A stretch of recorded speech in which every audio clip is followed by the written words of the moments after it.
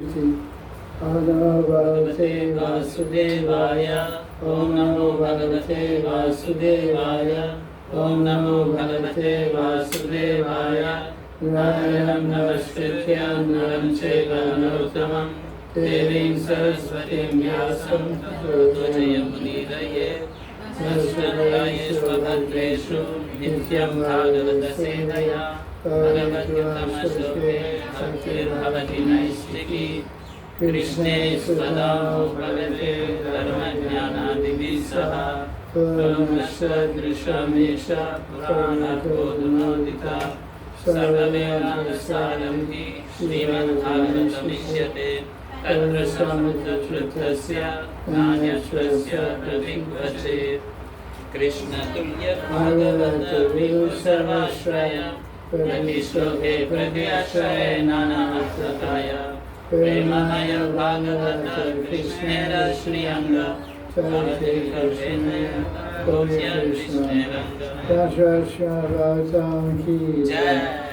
It started Bhagavatam Fest August 30th, 2025 from 5th Canto Bhagavatam, chapter 13. And it's called The Forest of Material Enjoyment.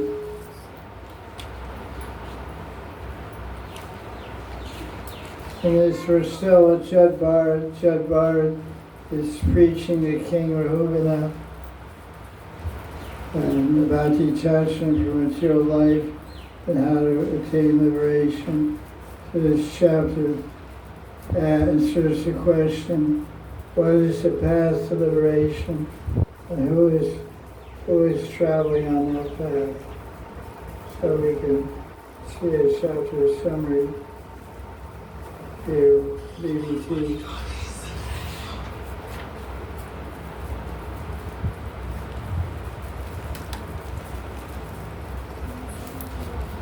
The summary of the summary, so to speak. Chapter 14, 13, Canto 5. The Brahmana Jad Bharat was very kind to King Rahugana to detach him from the material world. He spoke figuratively of the forest of the material world. He compared material life in the material world like a great forest, which one becomes entangled due to material life. Then he compared all the different animals and beasts in the forest to wives and children, relatives and friends and all that kind of stuff. When one within the forest of material world suffers the pains of material existence, expecting to be happy, one changes position from one place to another, but actually the materialist is never happy. Constantly engaged in material life, one is always disturbed. One forgets that one day one has to die. That's a famous story in Mahabharata, when Dharmaraj, Yamaraj met Yudhisthira in Deyakund in Kamyavan. When they were in exile in Kamyavan, the five Pandavas in Vrindavan. And I think it was called Deyakund or called Dharmakund, I forget. Maybe, I think Deyakund. And all those Pandavas were thirsty. They went there to drink water because it's like a desert out there, very hot place. And the yakshas, or the servants of Yamaraj, came there and said, don't drink water, otherwise you'll die. Unless you answer my question. They said, hey guy. They drank water, they all died. Then Yudhisthira, the eldest son, the eldest of the five brothers, is Yudhisthira. Who's the second eldest?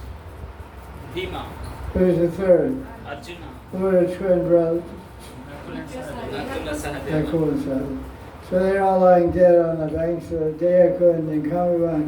So Yudhisthira saw that. And Yamaraj himself came and asked Yudhisthira a question. All your brothers should die because they didn't answer this question. So I have to ask you answer this question satisfactorily, then you can drink water. Otherwise, if you drink, you'll die. So he said, okay, good deal. So he said, what is the most amazing thing you've seen in your emperorship of the entire Earth planet? The most amazing thing is everyone sees everyone around them dying. My grandfather died, my great-grandmother died, my cousin died in an accident.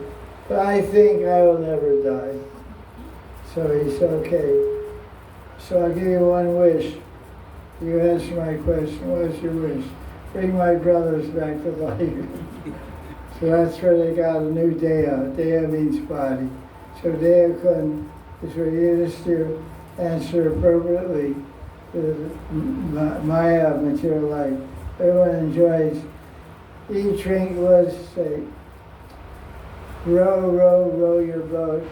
Life is but a dream. Merrily, merrily, we go down the stream or something like that. The little song we used to sing when we were kids. Row, row, row your boat. Life is but a dream.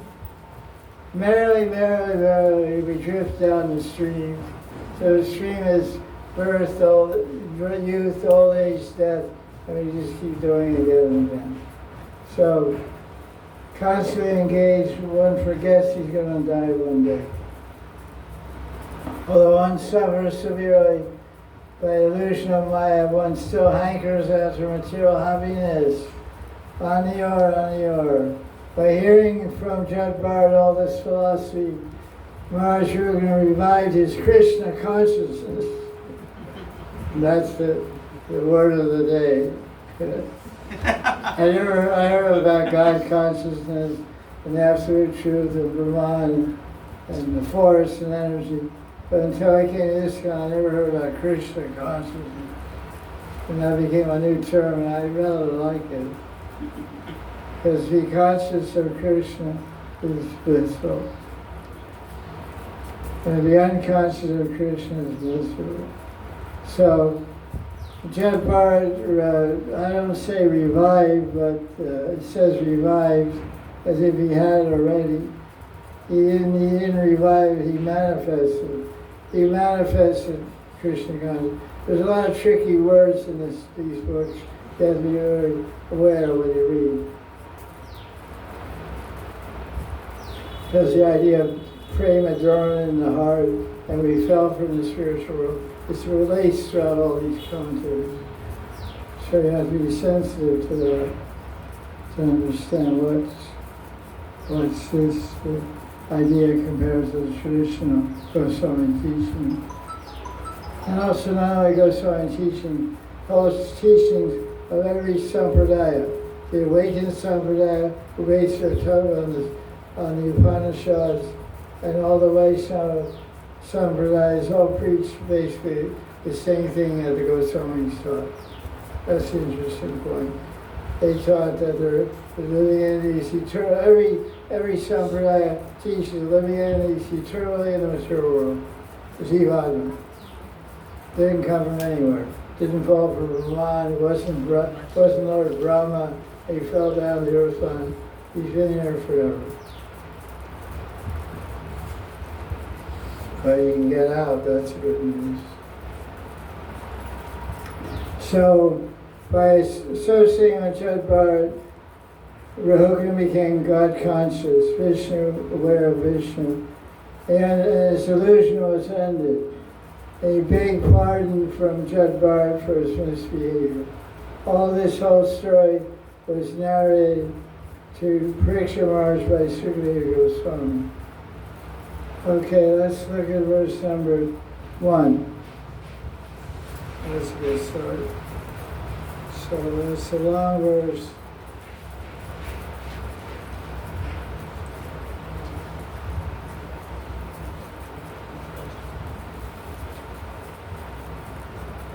Prabhupada has a commentary. I'll read Prabhupada's commentary on verse number 1.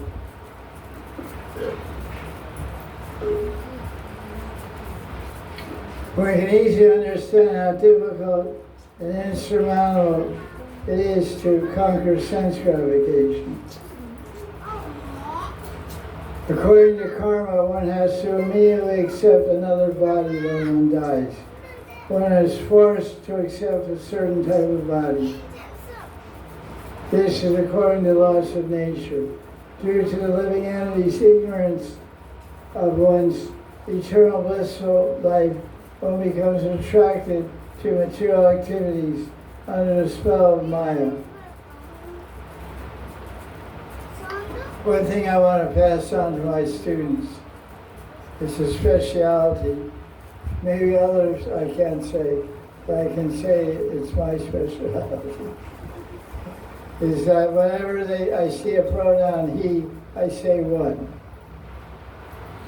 He, she. Yes. Yeah, he. In both in English language, the format is whenever you're talking about a person, you say he. Yeah, yes. So we read all these purports. It said, the living entity, he's in Maya, living entity, he's in ignorance, living entity. But what about the she's? He, she, yeah. He or she always says. We. Yes. One. Yes. Listen, you guys, you all giving your own opinions. It's very nice. I'm trying to tell you what are my ideas and how I write my books also. I don't use he or she. Whether it's a pronoun of you or he or she, if it's about Krishna, I don't say he, I say Krishna, the word Krishna. If it's her and it's she, it means Radharani, I say Radharani. To increase the non-sanctity in my books. And if it's just general category of philosophy, says he, I put one. So when I'm reading, I'm automatically doing that. It says, due to living entity's ignorance of his eternal blissful life. You guys don't have eternal blissful life. There's no eternal blissful life for girls, only his. He becomes attracted to Maya, under the spell of Maya. One becomes attracted. One means one man, one woman, anybody. Anyone. Well, you have. It. There's one without everyone. So we have to say he. He or she. He, that's. Or Dawson, we can say Dawson. Yeah, person, yeah, say, that's the use person. One is person is silent. When you say one, it means one person. It doesn't mean one dog. So you can say one person or a person. One never experiences happiness, but works very hard to find it. This is called Maya. Nice, huh? Verse number 2, long verse. This talks about the forest. What are you going to find in the forest? You're going to find robbers, dacoits, jackals, and tigers. Who are the jackals? Wives, children. There they are. Yes, Gurudev. 2 jackals. She jackal, he jackal. Yeah. No, you're a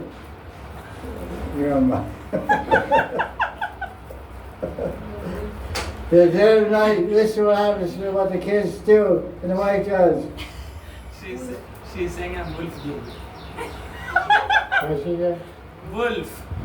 You're wolf, okay, okay. They eat jackals. In the dead of night, the jackals cry very loudly. And similarly at night, the wife and children cry very loudly like jackals. I just wanted you guys to remember that, you know. It's important to review this. The children say, Father, give me this, give me that, I'm your dear son.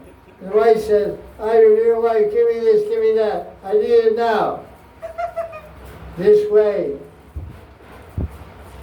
A guy is plundered by the thieves in the forest, thieves of his wife and children. Okay, that's a good start for you guys. Well, this guy's just legal, we're good. We don't have any jackals. Blessed souls. Blessed soul, yeah. Bless my soul, I should say. You're a Brahmin, you have to give Ashirwad. Bless my soul. Text 3. Read the signs, let's get some sound to that. Yes. प्रभूतवीरुत्रणगुल्मगुह्वरे कठोरदंशैर्मशकैरुपधृता क्वचित्तु गन्धर्वपुरं प्रपश्यति क्वचिच्चाश्रुरयोल्मुखग्रहम्. So read the BBT's commentary, verse number 3. You have the other one in front of you. Material household life is a whole. It's a whole of fruit activities. Everyone is engaged in earning money by some profession or occupation. To meet so many undesirable people in business and deal with their behavior, it feels like the biting of mosquitoes. So you're watching your school as a mosquito. So gold is compared to a ghost, like a meteor in the sky. Now you see it, now you don't. Gold means Lakshmi. Lakshmi's other name is what? Chanchala. Chanchala. I had a gold necklace, now it's gone.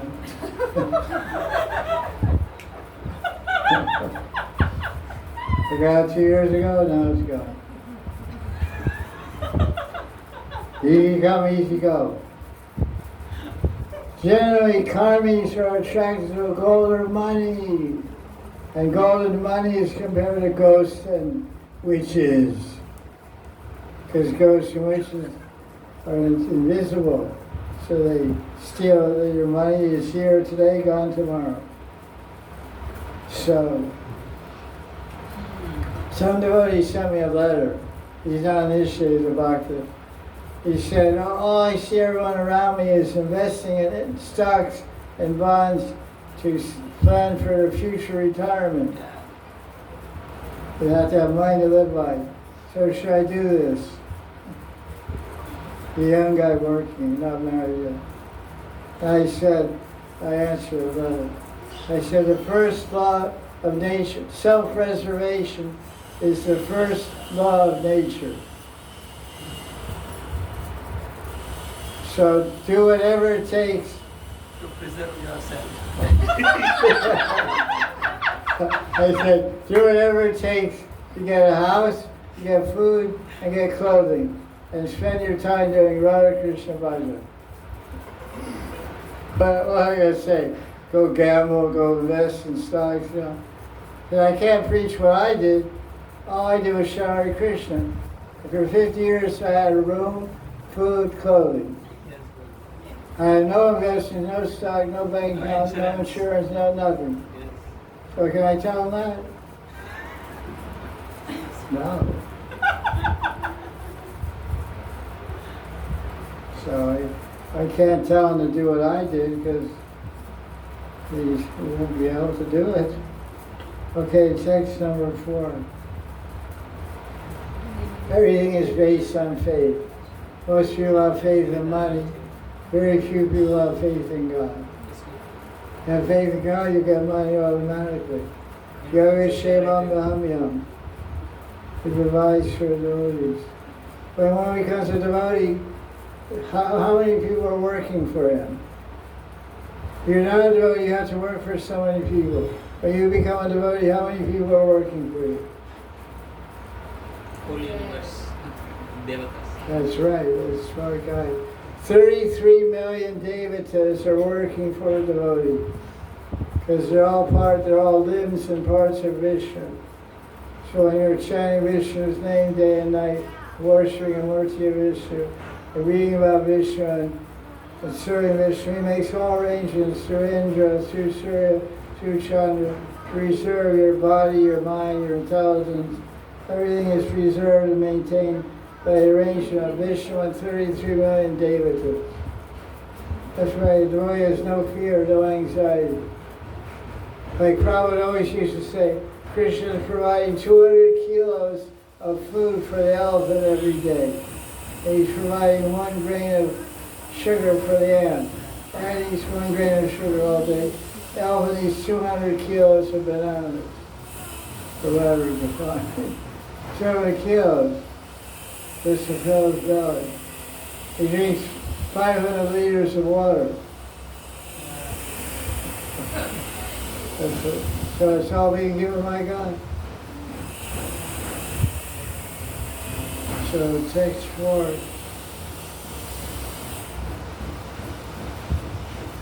So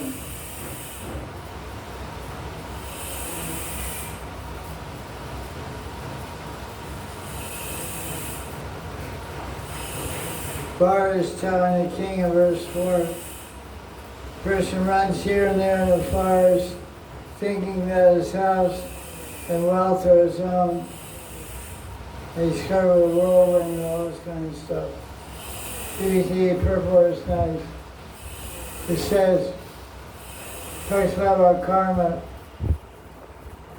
and Jyoti Shastra for some reason. And he says that the stars, the sun, the moon are all sakshi, they're all witnessing the activities of conditioned soul. And that's one is awarded a particular type of body.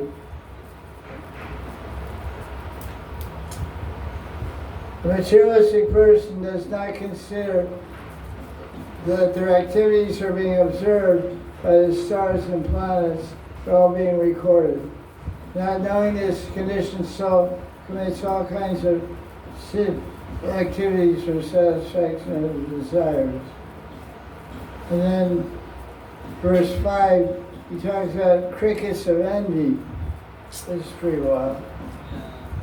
Crickets of envy. I'll read the BBT purport, verse 5. The material world is full of envious people. Even within one's inner circle of friends, there is much backbiting.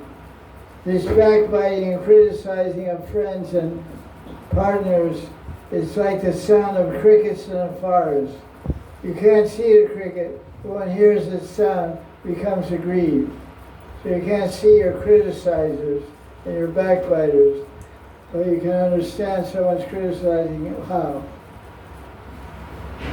How do you understand someone's criticizing you? Tricky question. To the behavior of other people. Yeah, yeah. What she said. Through the behavior of other people. No. So you can't see the cricket, so you can't see the criticizing. He's endowedly criticizing you. So what behavior? You can't see the behavior. So how do you tell someone's criticizing you? So you bite your tongue. It's true. You ever bite your tongue? When someone's criticizing you a lot, you bite your tongue a lot. How do you know someone's praising you?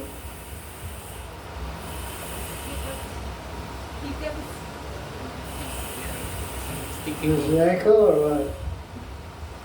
Hiccups. Do you know the answer or you pick up her answer? You pick up her answer, she picked up her answer. She said hiccups, she didn't know, she said hiccups. You already said. I know that if somebody is remembering someone, then Yeah, that's what remembering means favorable. Remembering and speaking.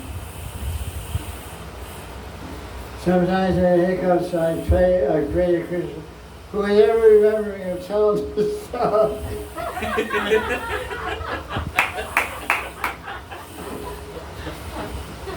very nice. It's really hard to stop hiccuping, you know. They say rub your nose, pinch your ears, and that. Best is let him stop remembering. Yeah. So I pray to the big boss, you know. I say, Krishna, you control the world. You tell this guy to stop thinking. Yes, yeah. Your answers are perfect. One takes to Krishna consciousness, one always hears unpalatable words from relatives. What are you doing, erotica? Come back to Russia. What are you doing, erotica? Come back to Italy. Wasting your time there. There's a lot of work to do here. You should come here and live up to your responsibilities. You're a member of this family. You just abandoned us. Are you grateful for everything we did for you? Well, yeah, I am. But I didn't know how to pay. I didn't know there was a payback. I thought I was just your kid. I'm trying to live my own life now. No, it's not your life. It's my life. Thanks for telling me. So one can't avoid the mental distress due to the backbiting of envious people. Okay. Crickets will keep singing.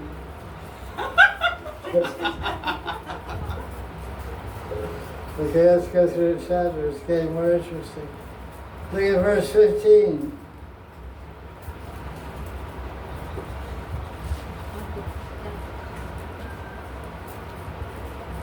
Talking about warriors.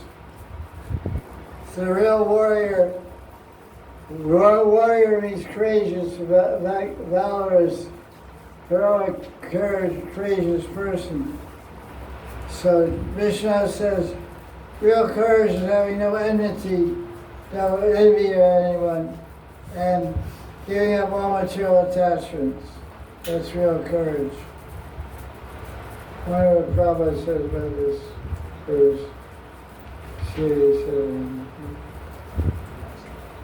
That's verse 15.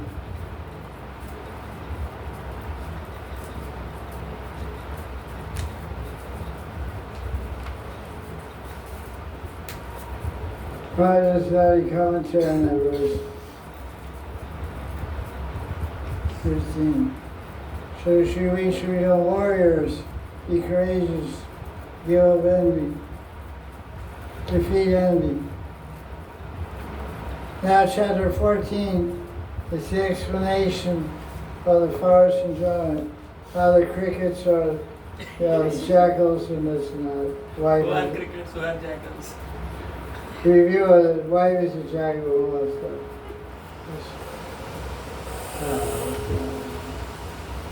This is an interesting chapter. I never particularly liked this chapter. Got some basic points, and it's basically a review of the first two cantos. There's not so much in the special knowledge there. So this is a summary of chapter 14. It's an explanation of the forest of enjoyment, and BBT titles, the material world is a great forest of enjoyment. The direct meaning of the forest of material existence is described in this chapter. Living entity struggles for existence within the material world. The senses are compared to thieves and robbers within the forest. The senses take away one's knowledge and place one in a network of ignorance. The senses are like thieves and robbers.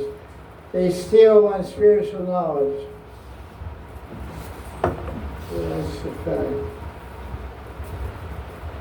And maybe these people are like mosquitoes. Everyone in the material world is placed in many awkward positions and surrounded by envious people and disturbing animals. Despite these disturbances, one does not want to give up family life and continues in its attempt to be happy in the future. It's getting better all the time. That's the motto of the material world. It's getting better all the time. Taxes are increasing every year. Yeah, better all the time. Diseases are increasing every year. Danger is increasing every year.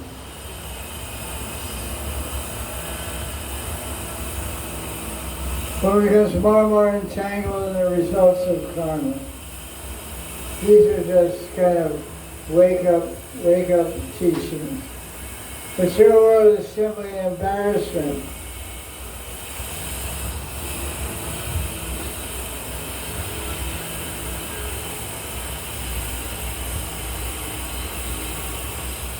And is composed of happiness, distress, attachment, enmity, anger, and envy.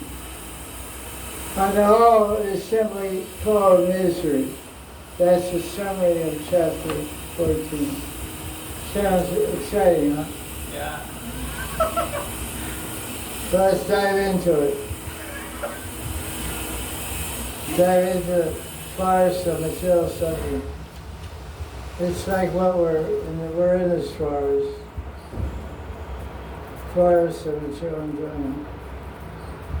You have to burn it down. Samsara Davanali Loka.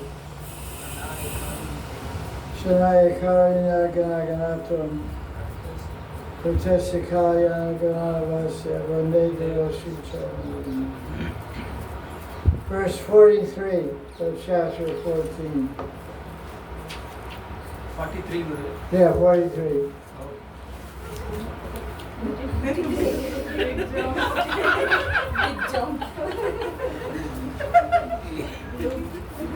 Yeah, girls, well, I know the way out of the forest. But I keep you guys in the forest too long. I know you're afraid of tigers. Light. Get to the essence. So Bharat gave up his, he was anxious and longing to serve Krishna.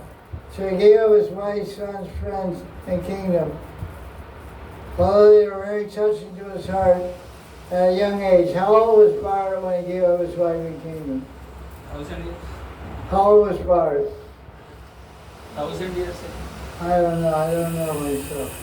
Someone told me he's 25. Okay. Yeah. Where's Haida? Show us Haida. What time is it? 450. 4:15? Yes, Guru. No, 50. 450. Oh, 4:15. So, go to Haida, supposed to tell him, we're having a class, Bhagavatam class, they should wait till 5:30. There's too distracting. There's many bhaktis here. It's a good idea. I got used to it, so it's crazy. Well, you can't control the guys across the street, but at least the guy upstairs.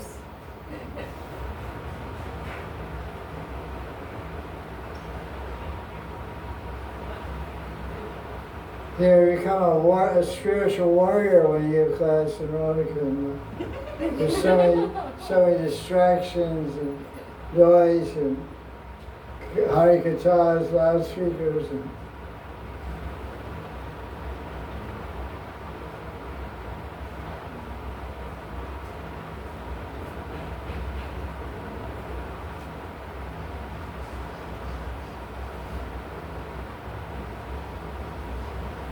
Yodhishya Chandra Sutan Sridrajam Vida Srisha Jayo Yuvaiva Malavat Ujjala Shodha. This verse describes Bharat's experience of prema.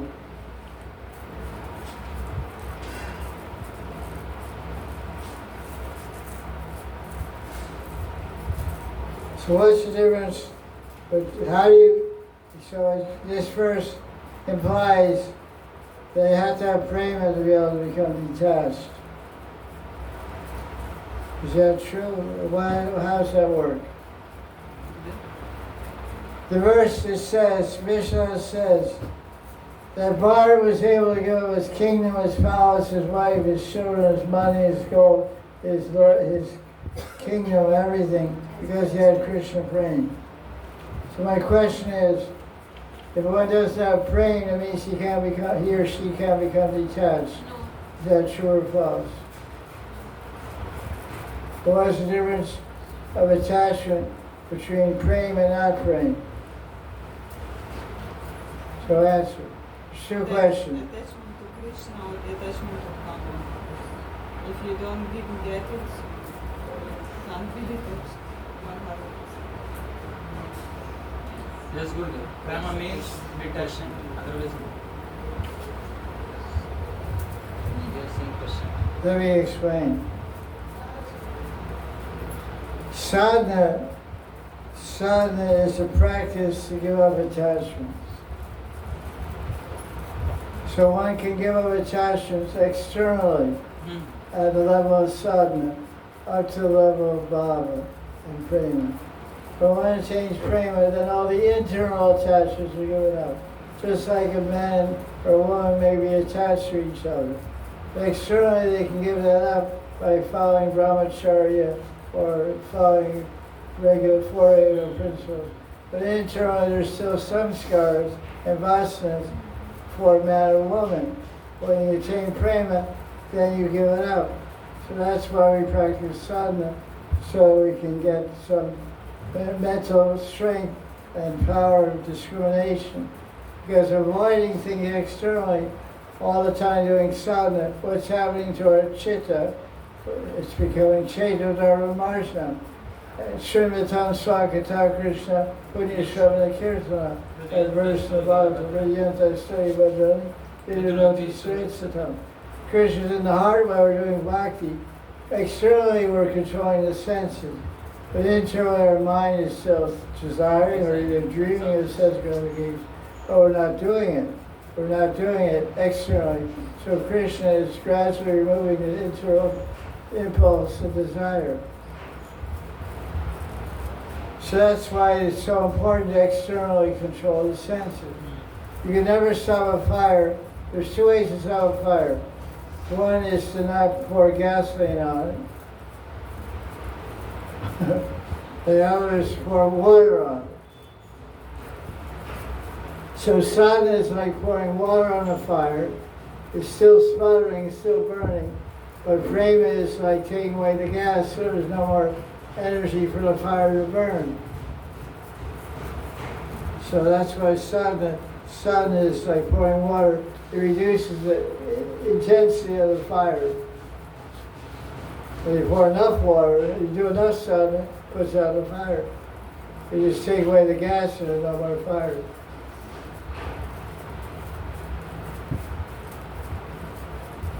Wife and sons are difficult to give up because they're attracted to the heart. But he gave up his wife and sons while he was young, whereas Priyavrata gave up his kingdom when he was old. The reason that Bharat longed for Krishna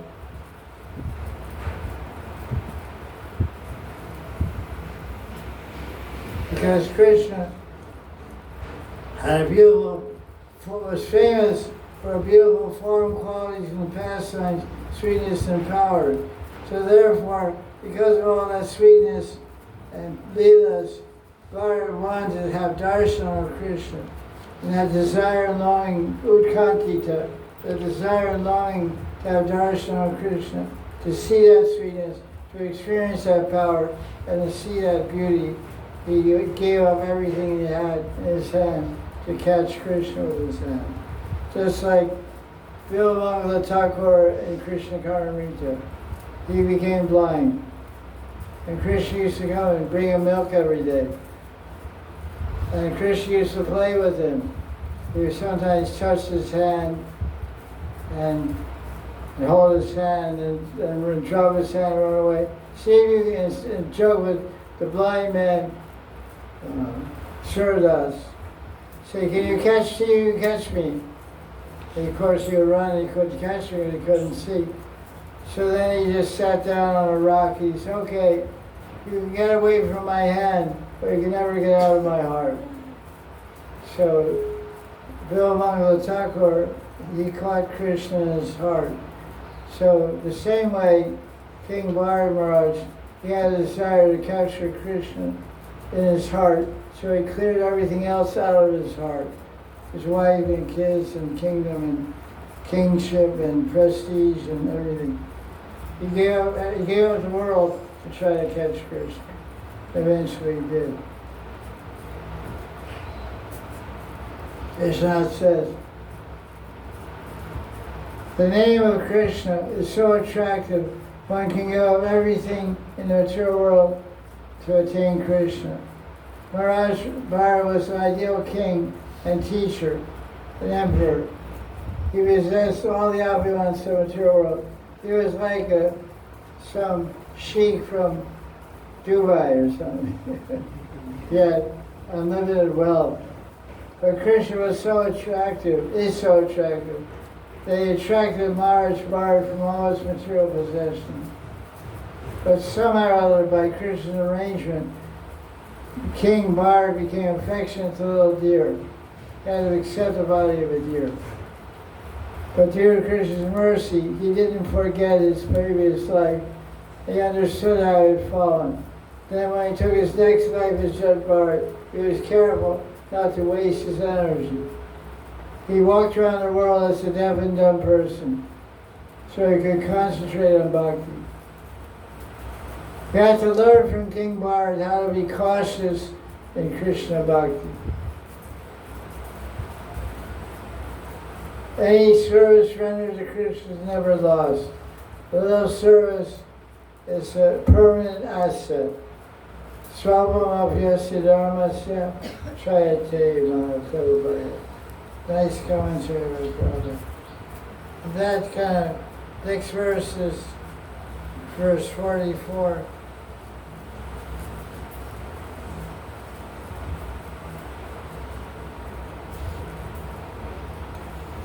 What does it say there, verse 44?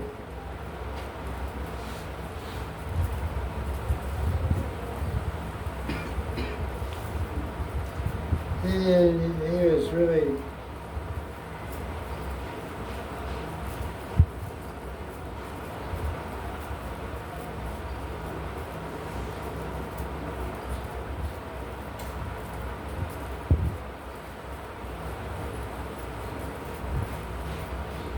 It's pretty amazing. Bharat's pretty amazing personality.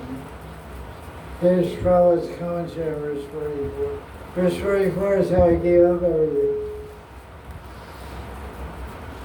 Prabhupada's commentary on verse 44. The attraction for material things is due to illusion. There is no value in attraction of material things, for a conditioned soul is diverted by them. One's life becomes successful if one is attracted to Krishna's beauty and Leela, as described in the 10th Canto of Bhagavatam. I really like that. Prabhupada was pushing the 10th Canto. Because one of the first Bhagavatams Prabhupada translated was the first canto. The what's the next canto he translated? 10th Canto. Krishna book was 10th canto. So that became a backbone of ISKCON. It's called the Krishna book. It's Krishna Vrindavan Leela, Mathura Leela, Dwarka Leela. And I just want to read that part of the commentary. So this verse 45 is the end of the chapter about Jad Bharat, but it says the verse they chanted one lifetime ago when he was a deer. He was a king, then he became a deer, then he became a Brahmin sage, like an Avaduk type. And he chanted this verse, the first ends in Namaha. Read this verse. This is the verse that the deer chanted before he left his body. Yagaya Dharma. Yajnaya dharmapataye vidinai punaya yogaya sankhya sirase prakrutishvaraya narayanaya haraye namayityudaram. That's it. Hasyam No, the prayer ends in Namaha. Oh, yeah, that's what I'm saying, Namaha, yes. The prayer ends in Namaha. The rest of it is just in the verse. The prayer is Prabhupada's translation. Krishna is sacrifice personified. Generally they say Vishnu. They say Yagyavai Vishnu. Yagyavai Vishnu. Or Yagya Purusha is Vishnu. Vishnu gives the results of Yagya. He protects Dharma. He's personification of Astanga Yoga, the source of all knowledge, controller of creation, the super soul and every living entity. He is beautiful and attractive. I am giving up my body, offering obeisance to Vishnu, hoping I may be eternally engaged in his transcendental state. Uttering this, Maharaj Bharat left his body. So the commentary says,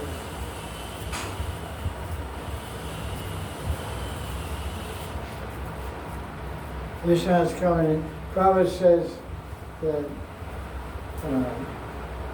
Maharaj Bharat uttered this while leaving his body. Vishnu's commentary says a little different. Look at his commentary.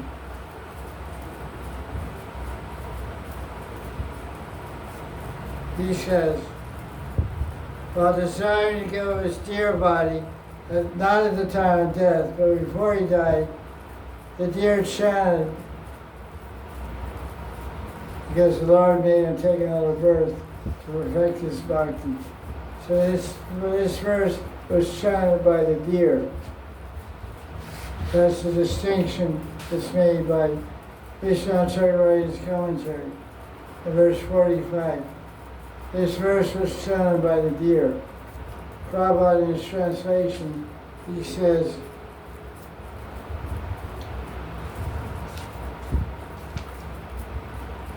uttering this, Maharaj left his body. That's not true.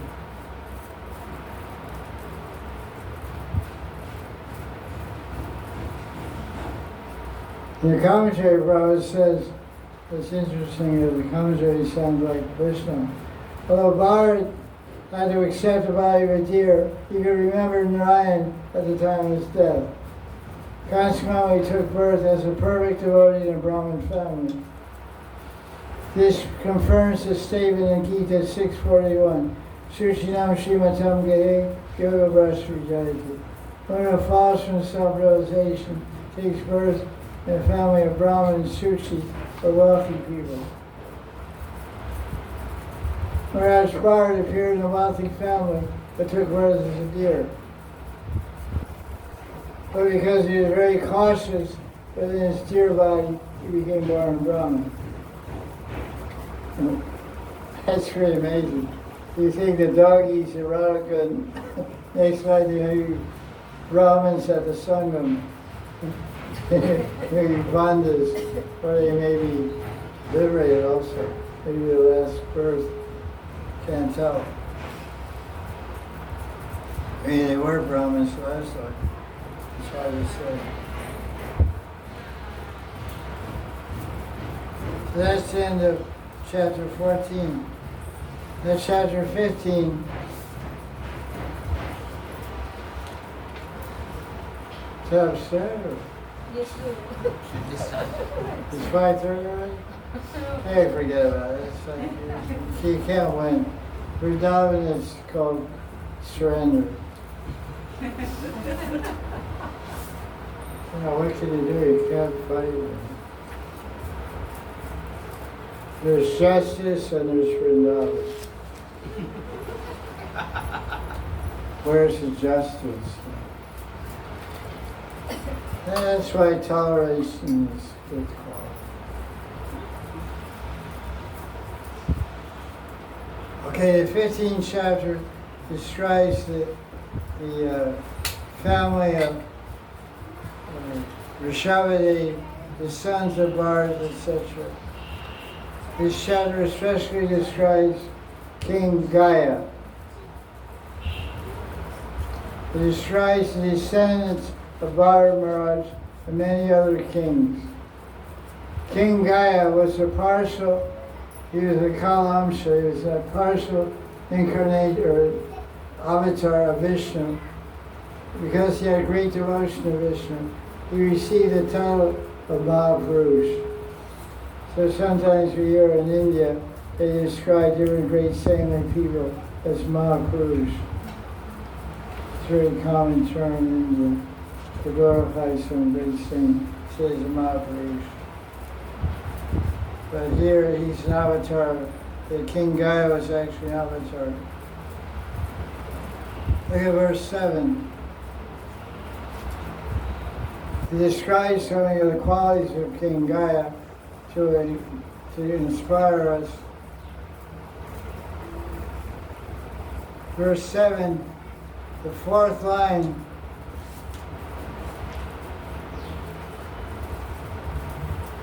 The last word in the third line says, Charan Anusevya Parita.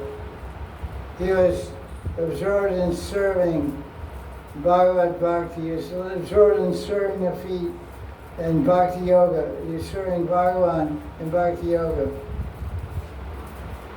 Bhagavad Bhakti Yogena Shabikshnasha Paribhavitati Sudamati.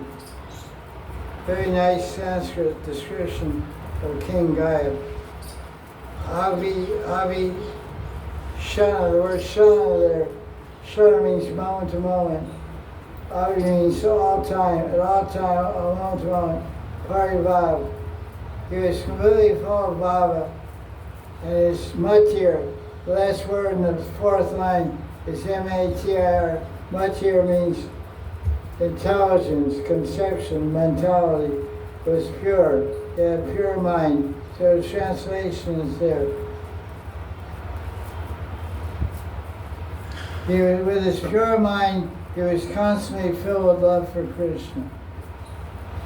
Vikshanasha Paribhavita. Bhav means love. His Shuddha Mati means pure mind, was constantly filled with love for Krishna. The commentary by Vishnu says pure mind was full of Bhava.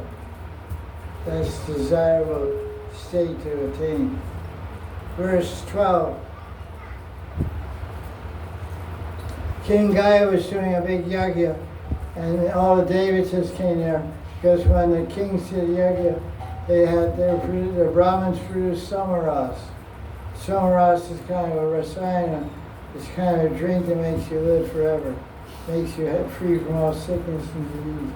So devatas, samaras is only produced on the earth's planet. The soma leaf grows in the Himalayas, and it shines in the dark. You have to harvest it at night. It grows at a very high elevation in the mountains. And it's very dangerous because a lot of snakes are there also. So you have to go at night and it shines like light. And you harvest it, and there's a whole ritual, and Brahmins have to chant so many mantras from the Ayurveda through Somaras. Because it's not available in the heavenly planets. That's how the kings in old India got the devatas to come here. They say, come here, we'll get you drunk. We'll give you Somaras. Soma means moon, because it gets its strength from the moon rays. Because it's high in the mountain, it's closer to the moon.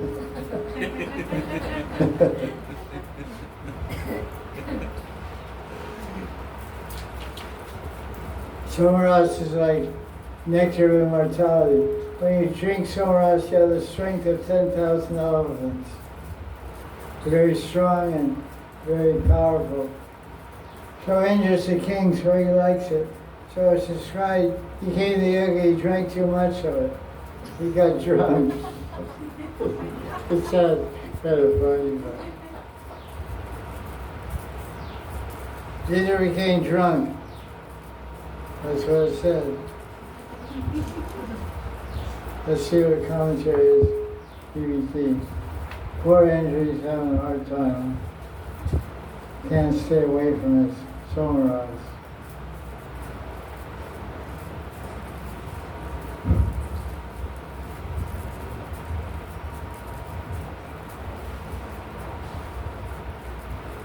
Here's Prabhupada's translation, verse 12. When King Gaia did a yajna, there was a great supply of the intoxicant name known as Somaras. Indra used to come and become intoxicated by drinking large quantities of Somaras. Also Vishnu came there, the Yajna Purusha. He accepted all the sacrificial offerings offered him with pure and firm devotion in the Yajna. Commentary. Maharaj Gaia was so perfect that he satisfied all the devatas headed by Indra. Vishnu himself also came to the yajna. Although Maharaj Gaya didn't want them, he received all the blessings of the devatas and Vishnu himself. Pretty detached God. Verse 13. Read the Sanskrit. Yet prinana darhishi devatiryan manushya virutranama virinchat priyeta sadya saha vishva jiva prita swayam priti magata yasya. Read the translation here. When Krishna is pleased by a person's actions, automatically all the devatas, human beings, animals, birds, bees, creepers, trees, grass, and other living entities, beginning with Brahma, are also pleased. The Supreme Personality of God is a Paramatma in everyone. And he is by nature fully pleased. Nevertheless, he came to the yajna of Gaya, King Gaya, and said, I am fully pleased with you.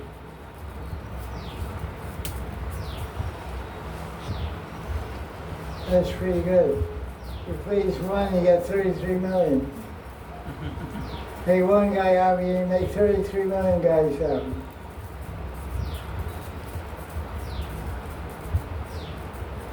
Prabhupada's commentary. It is explicitly stated here, simply by satisfying Krishna, all living entities and devatas are satisfied.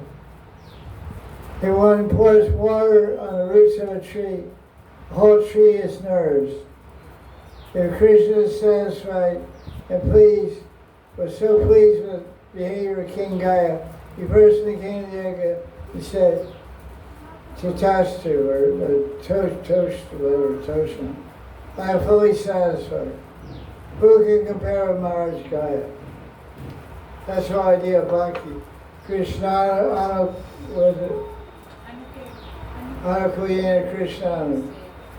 We do things to please Krishna, make him happy.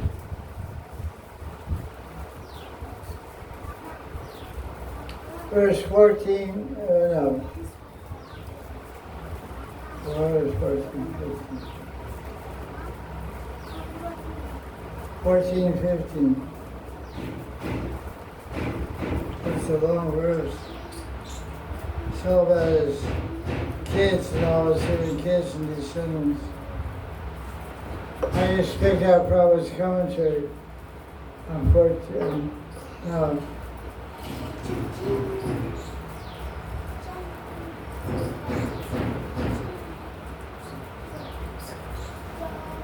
I already read that. Okay, let's see. The last verse, no. Let's go on.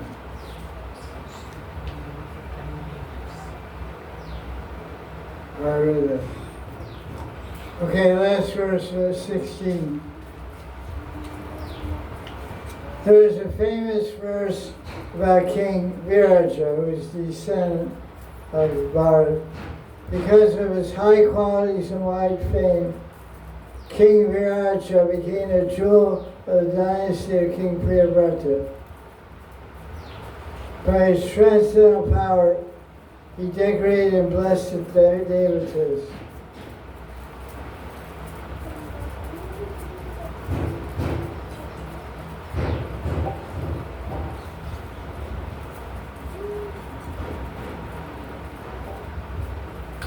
Oh, good.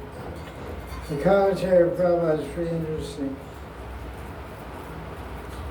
I read his commentary. Within a forest, a flowering tree attains a good reputation because of its fragrant flowers. If there is a famous man, or a person, let's say, in a family, that person is compared to a fragrant flower in the forest. Because of this person, the entire family can become famous in history. Because Krishna took birth in the Yadav dynasty, The Yadu dynasty and the Yadavas have remained famous for all time. Because of King Viracha's appearance, the family of King Priyavrata has remained famous for all time. Thanks to Indian culture, this idea of flowering tree is generally, I've heard, presented by different gurus and acharyas. They try to encourage their disciples. They describe the sandalwood tree, Chandan Brix. Chandan Brix has an amazing quality. Everyone knows sandalwood is very nice fragrance, but probably people don't know that what all the sandalwood you get, if you get pure sandalwood is not the original sandalwood tree. There's fast sandalwood tree grows slow, but it's so powerful scent. There's fast growing trees that they plant near the sandalwood tree. This is the mother tree sandalwood. They never cut it down. They plant fast growing trees within a certain perimeter of a half a kilometer or a quarter kilometer. They plant all around that one tree. And every 5 years they cut those down, make sandalwood for sale. Because the sandalwood tree is so fragrant that these trees pick up the aroma. Just like you wear a rose garland all day and take it off, your clothes will smell like roses. Rose garland isn't there, you throw it out, or you call those still smell like roses. Like Prabhupada, when he used to take rest, sometimes you take a bowl, put some magnolia flowers in the bowl and put it near his pillow when he took rest, so he could smell flowers. I used to do it too sometimes. Take wildflowers from the altar into my bed and put it in a bowl and show how trees are Christian. That was the idea. It's cute, but didn't work. There's a nice Bob. So good too. So the idea is that one sandalwood tree can give fragrance to all the trees around it. So the analogy is that if one devotee in a family becomes a pure devotee of Krishna, the whole family will take on that scent, will get the benefit, will get the fragrance of that pure bhakti. And it's proven because so many shastras and Puranas describe, if one devotee becomes liberated, he liberates 10 generations, 21 generations, 100 generations. Different Puranas tell different numbers. So each one of us should become the sandalwood tree of our dynasty. Become that sandalwood tree of your dynasty. You liberate all the peach trees for Preeti Loka, all your ancestors, for your mother and father's side for 100 generations. Just like King Viracha liberated and gave fame to everybody in King Priyavrata's dynasty because of his pure bhakti. So that's the teaching of King Viracha. That's the main teaching of chapter 15. But what's the takeaway? The takeaway is become a sandalwood tree. Valuable, costly, and fragrant, and beneficial. So one sandalwood tree benefits so many other trees. They become so valuable. Although the value is not coming from them inherently. The value is taken from the sandalwood tree. So your parents get value by taking your value. Their value increases because of their connection with you. So that's the great encouragement and inducement for every devotee to become a pure Vaishnava, pure Vaishnavi. It will benefit you and all your relatives. So any questions or comments on these 3 chapters? Next week we read those are 16, 17, 18.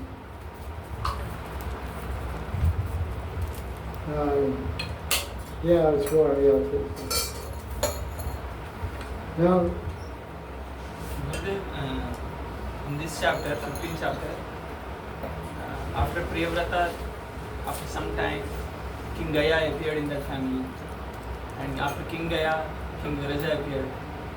It's like even in Dhruva Maharaj also, like means it from this Bhagavatam, we understand that after some generations, Krishna empowered some great personality. It appears like that, like great personality who can actually reinstate the whole thing, like Krishna says in Bhagavad Gita 4th chapter. To re-establish Dharma, like that he actually sending some great souls. And this... That's the good news. Yeah, that's what Is that you? No, not me. So this happens. No, this happens regularly, Gurudev. Like even we see in 1500s, Chaitanya Mahaprabhu and all came. Then in 1800s, Acharyas came like that. This is how it happens.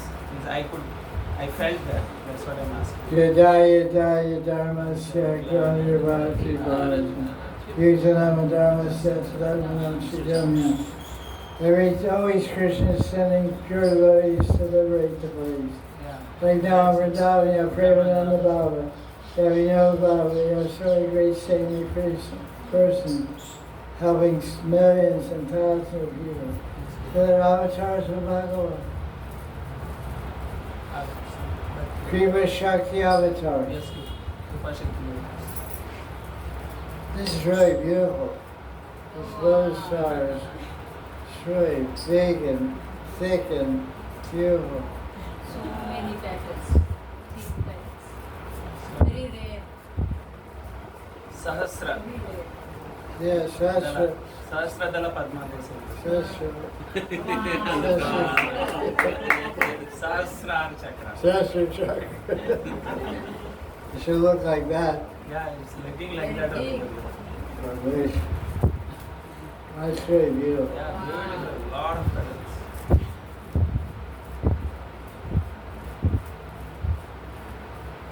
Darling twirls my knees in her hand. Yeah. Right hand. And controls Krishna.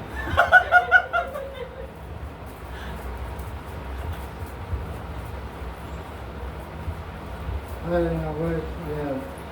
So That's what I felt. I'm just. that's true, your feeling is correct. Krishna never forsakes us. Yeah.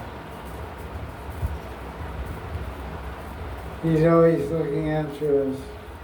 He's always sending helpers and benevolent welfare workers to bless us and uplift us. Sometimes they're not recognized. Yeah.